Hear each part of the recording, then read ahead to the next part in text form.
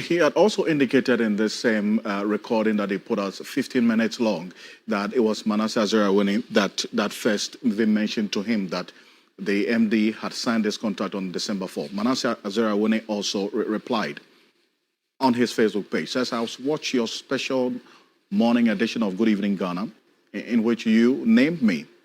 Even as my investigation into the contract is yet to be published, I wish to draw your attention to a few issues. You said I had engaged you on this matter, and we had exchanged questions and answers. You also said you had yet to respond to some of the questions I sent you. This is wholly correct, and I am still waiting for your response to the questions after the several promises and timelines you give me. 2, in distancing yourself from the contract, you claimed on your show this morning that you didn't know the owners of the company that won the shady contracts. Paul, this is false. You have admitted to me, not once, but twice, that you knew the owners of the company from the very beginning. I have evidence of this, and Manasseh put this in capital letters. I also have evidence that a year before that company, that's the one which eventually won the contract, came to the board meeting you chaired at the Ghana Airports Company Limited. You had met those behind the company. So, Paul, it's a lie. Quote, if you claim you didn't know the owners of the company that won the contract. That's Manasseh there. 3, he says, you said the contract does not involve paying money to the company. You said the company would only receive a percentage, that's 15%, from any incremental revenue above the Ghana Airports Company Limited benchmark revenue from the sector during the company's operation. This claim is misleading. Why? SML has similar arrangements with the government, and they claim they only take a percentage from what they recover or the incremental revenue based on their work. By the end of 2023, we had paid $141 million to SML, but SML could not point to a single recovery they had made. SML could not flag any oil marketing company for wrongdoing. This according to Manasseh Azariah, not even one, but they have been paid. And they are claiming credit for revenue increment from the sector even after our investigation exposed them and the KPMG report corroborated our findings. It goes on and on. It says, as in all the revenue assurance contracts, the company eventually makes millions of cedis from the state, but without any evidence of recoveries in their audits. Manasseh pointing out these things as well. Martin Kperbu is private legal practitioner, is joining us. Counsel, good evening. Thank you for joining us here on Ghana Tonight. First of all, I want to find out from you how all of this strikes you, right from the beginning, with the point Paul Adom makes in that video that he put out earlier today, that he did not know about this contract. It is Manasseh Azariah that brought his attention to the fact that the MD had actually signed this contract on December 4. And now he has been invited as well to answer questions on that. And I asked you this question, bearing in mind the limitations that we have discussing this, not talking about any sense of guilt or otherwise on this as the OSP is investigating. Contract was brought to the board, etc. So now this U-turn that Paul is doing appears to be neither here nor there. But of course, in a court of law, so many other things can come up. So we cannot conclude here. But certainly from what is playing out so far in the public domain, Paul has an uphill task. He has shredded his own case even before, anything gets started in court. And I want you to kindly reposition so we get a clear connection to you right now. But also, you talk about the fact that he's taking different positions and also taking into consideration what Manasseh Azariah has just put out right now. He is consistently maintained, and I'm talking about Paul Otchere, that this contract, he actually didn't even know the persons behind them. He hasn't met them before. Manasseh Azariah says that's false. And then he also maintains that he got to know that this MD, the former MD, signed this contract on December 4 as well. Manasseh Azariah is contesting that particular point as well. Counsel. Yes, absolutely, Mr. Kesi. Absolutely. Nobody is saying for has committed a criminal conduct in competent jurisdiction that can pronounce him guilty after hearing evidence from both sides. That's including him Paul himself. Yes, and for the 19 clause 2 of the Constitution 1992, which is at play. Correct. It's also within the rights of citizens to begin to take serious exception, okay, at the fact that even though the case hasn't gone to court, there is evidence in the public domain that he, Paul, had sent Manasseh Awune Azuri text messages, right, to confirm that a night before the contract came to the board, people at Otchere met the owners of the company to whom he met them, Philly Gadochi. Sometimes let's use the local because the effect of communication. So it is too late in the day for Manasseh not aware of the contract. He cannot blow hot and cold. That is certainly not on. He cannot blow hot and cold. That is not on. That is certainly not on. Not in Ghana. We are too smart for that. He has expressly told Manasseh that he knew about the contract. He knew the owners of the contract, and he met the owners of the contract before the contract came to the board for approval. So it is too late. It's too late. He should go tell that to the Marines. Paul should tell that to the Marines, not to Ghanaians. We are smarter than that. Okay? And so this matter we are discussing is not a matter before any court. It's not sub-judice. We are talking about the fact that he's blowing hot and cold. Blowing hot and cold is not something that has been presented to a court. So we are not injuncted from discussing it. This is information that Manasseh has brought out. Manasseh has replied Paul publicly. And so we are free to discuss it, and we are free to begin to call out Paul.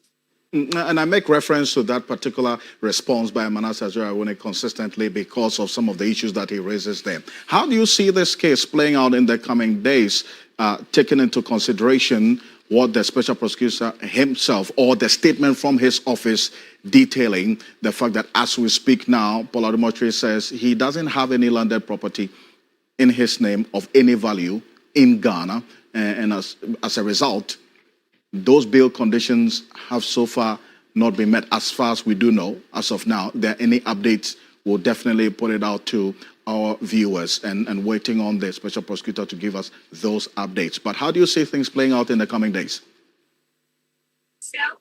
Yeah, so special prosecutor, look, for the case, for Paul to have been invited, okay, it means that the special prosecutor has already finished with preliminary investigations. Yes, that is what the law governing the special prosecutor requires. That before inviting the person, the special prosecutor first has to conduct preliminary investigations to see if there is any need to call the person. The special prosecutor doesn't start his investigations by straight away calling the alleged suspect. No, the law says he should first conduct some investigations without the alleged suspect to see if there is any basis before he calls the alleged suspect. So for the special prosecutor to invite Otchere, it means that that basic threshold has already been cleared. This means that this is a serious case. It is no child's play. It is no child's play at all because the special prosecutor has already cleared one stage of preliminary investigations before calling in Paul. So that preliminary investigation will involve things like at least scrutinizing to see, was there a contract in the first place? Was that contract approved whilst Paul Otchere was board chair, etc.? A whole number of things. So this is a very serious case. And let me repeat again, look, even if this case doesn't end up in court, the part where he's already blowing hot and cold, okay, approbating and reprobating is already in the public domain, and that side is finished. Well, Kperbu, appreciate your time on this, and thank you very much today, right from 3 p.m. when he arrived at the office, as he had publicized up until after 5 p.m. when darkness began to fall upon the offices of the special prosecutor. It led to what we're seeing now of he not being able to meet the bail conditions. Noble gave us this report as around 7 p.m. When the Office of Special Prosecutor was closed because the staff had finished work and packed out of the place. So it was clear indication that Paul Adom Otchere was not in the or at the premises of the Special Prosecutor as of the time that this report was done by Noble Crosby Annan. Take a look. It's been quite an afternoon here at the office of the Special Prosecutor. That is the building where it all happened at. Paul Adom Otchere arrived here at the office of the Special Prosecutor at exactly 2:50 p.m. for the meeting that was scheduled for 3 p.m. Now, he was in the company of two of his lawyers. So 3 people entered through the main gate of the Office of the Special Prosecutor and then walked into the reception where the media was not allowed beyond the main gate of the Office of the Special Prosecutor. Paul Adom Otchere was, if you like, escorted out, or he came out of the building at around 6:30 p.m. So we're talking about some close to 4 hours of interrogation. We understand the issues were quite a number, so it took quite some time. That is how come it was about close to 4 hours interrogation that happened at the office of the Special Prosecutor. When Paul Adom Otchere entered, we didn't hear any word, we didn't hear any communication. He didn't engage with the media before he entered the building. The Office of the Special Prosecutor and their representatives also did not speak with the media ahead of this close to 4-hour interrogation. So at around 6:30, we suspected that Paul Adom Otchere was about to be escorted out of the building. Now, you can see the building of the Office of the Special Prosecutor. We got to know that he was about to be escorted out because there are some openings or some windows on the building, and we saw that there was some peeping through of the window. Our thinking is that some officials were gauging the mood of the place to know whether journalists were still around. When they got to know the journalists were around, now what we suspect happened because of what we saw is that the vehicle Paul Adom Otchere came in was moved in a certain way to allow him enter the vehicle without the media knowing that he was entering the vehicle. So in total, 3 vehicles drove out of the Office of the Special Prosecutor at 6:30. What happened was the first vehicle was a police vehicle. Now, we don't know who was in the police vehicle, but it was using its sirens on top speed, and it drove out of the Office of the Special Prosecutor. The second vehicle followed closely. Mind you, the second vehicle was the vehicle that Paul Adom Otchere and his lawyers came with. So we saw that 2 of his lawyers sat in that second vehicle. We don't know whether Paul Adom Otchere was in the vehicle before the 2 lawyers got to the vehicle or not. So that vehicle also followed the police vehicle that had earlier left the building. And following immediately was also another vehicle. Now, the thinking is that that vehicle belongs to the Office of the Special Prosecutor. So 3 vehicles left the place. Now, it happened like that on the blind side of the media because around that time, that was when the police officers or the security officers stationed at the gate of the Office of the Special Prosecutor, they began acting deviously. So they, came at the media, trying to push the media away, sack the media. And that indicated the thinking, that indicated that, it was about to be transported from the Office of the Special Prosecutor to wherever they've taken him to.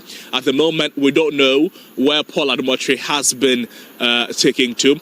In one of the 3 vehicles that left the Office of the Special Prosecutor, the thinking is he was in the first one, the second one was that of his lawyers, and the third was that of the Special Prosecutor. Paul Adom Otchere left the Office of the Special Prosecutor at 6:30 p.m. after he arrived here at 2:50 p.m.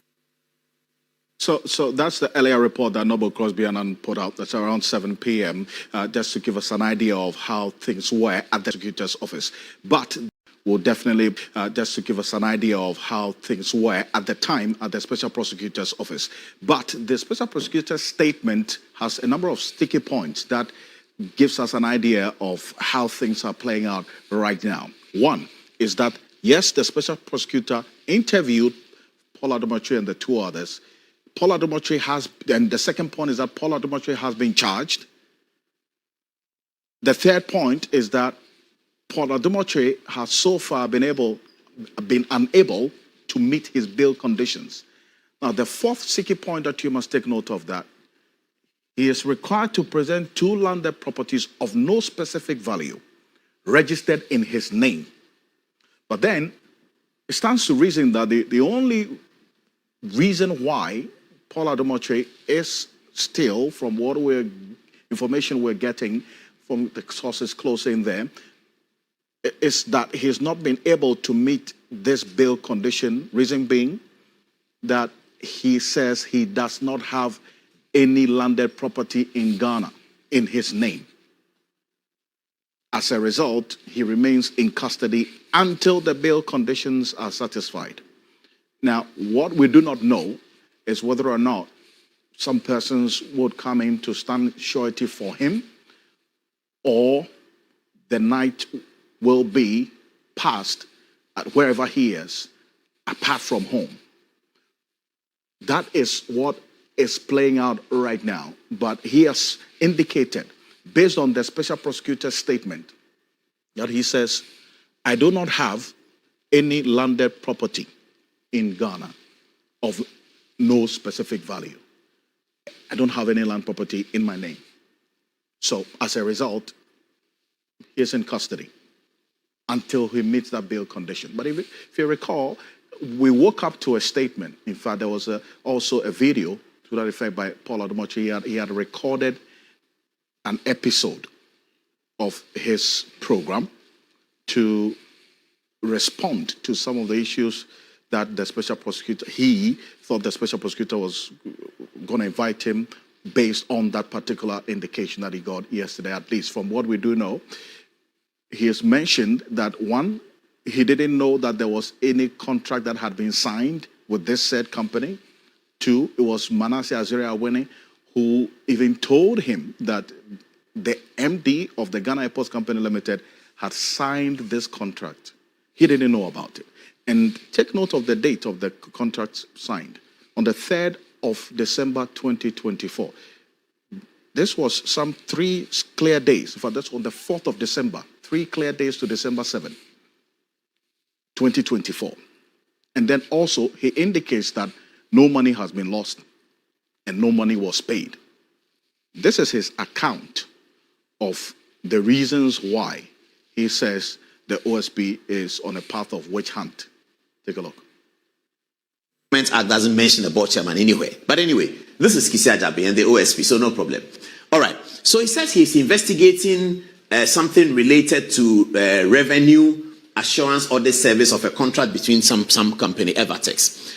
At the board at the Ghana Airport Company, sometime around 2022, the Ghana Airport Company needed money. I mean, there was no money there was not enough money in the system, so they needed money. So the board invited the minister to sort of discuss the fees and charges, whether the minister could go through parliament and increase the fees and charges so that the Ghana Airport Company can make some revenue. The minister said no, he can't. Because of the post-COVID Ukraine war, it's difficult to go and tell Ghanaians to pay more. So the board should find ways of raising more money, especially non-aeronautical. These are documented in terms of the policy to raise money through non-aeronautical. It's documented. What is non-aeronautical? If you buy a ticket, I buy a ticket, the airport company gets some money. That's aeronautical. Non-aeronautical is whether they deal in some land or they give somebody space to sell meat pie, or somebody is doing something, or other things that we can do, especially at the cargo area. See how we can get more revenue. All that is documented. So so we were looking for people who can help us in different ways to raise non-aeronautical revenue for the airport, because we're not going to get the fees and charges, because the government policy is that you can't do fees and charges at this time post Russia-Ukraine war. So somebody contacted the board and said that, look, you guys are losing money at cargo, and I can do it. My company can do it. So we said, okay, come to the board and come and do a presentation, which is very normal, very, very normal. So they came to the board to do a presentation and said that this is what we know and this is how it works. The board told them that, yes, you have told us what it is, but there's no real evidence. You haven't given us any evidence that, in fact, we are losing money. And then they said that to do that, we have to work with your management to come and tell you, because we need access to your systems. When we get access to your systems, then we'll be able to tell you in the things that are the revenue that's happened already. So today is July. They will take last year's revenue and show you that this revenue that you got 1 million cedis, you could have gotten 3 million cedis. This revenue that you have 2 million cedis could have gotten 6 million cedis. So the management gave them that, and then they did that. And then the management brought them to the board the second time and said the people have finished their work, so let the board hear them. So the board heard them. And then they seem to know what they are talking about. They seem to show that, yes, revenue was lost and revenue can be gained.